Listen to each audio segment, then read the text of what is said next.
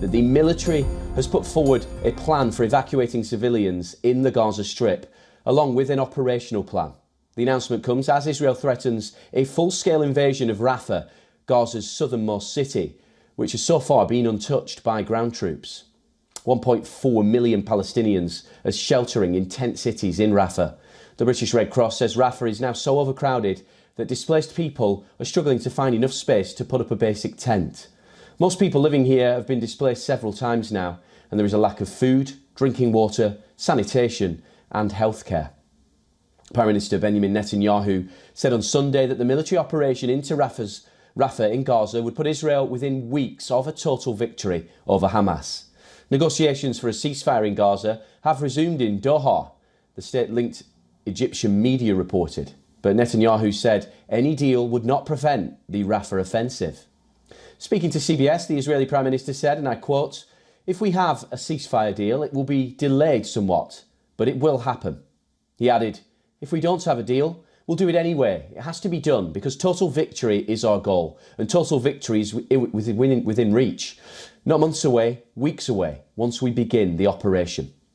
An Israeli team was in Paris on Friday to discuss a deal on a fresh ceasefire and the release of hostages in exchange for Palestinian prisoners held by Israel. The talks then restarted in Doha with the Hamas representatives. Netanyahu said, "We're all working on it. We want it. I want it, because we want to liberate the remaining hostages."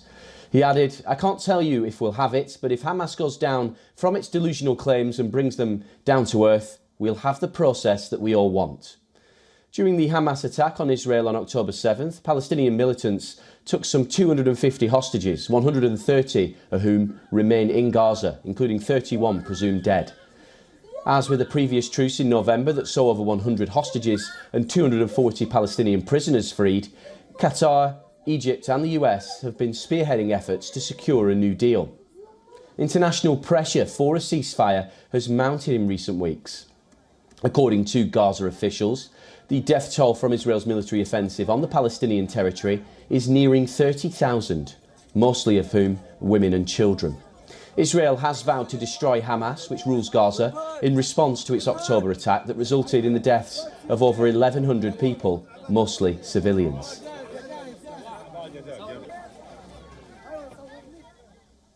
Well, for more on this, we were earlier speaking to our correspondent Jody Cohen from Ra'anana. And Jody, what can you tell us about the latest on the planned Rafah operation? Do you think it's inevitable that it's going to happen, or can it be avoided?